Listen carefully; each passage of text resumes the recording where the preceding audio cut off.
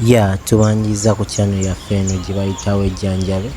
Nja kusaba osooka osubscribing osobole okuyiga ffenna eddagala lino lyolaba ku screen yo.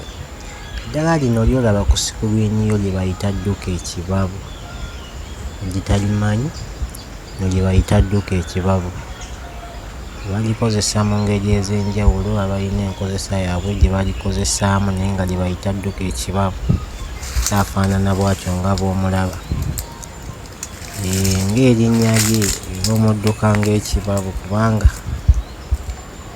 bamusekula abalagala naye nga y'oyo dduka ekibabu. Balikozesa mu ngeri ez'enjawulo. Oyinza okuba olyetaaze naye nga tomanyi bwe lifaanana. Lifaanana bwe lityo, lyolaba ku screen yo bwe lityo.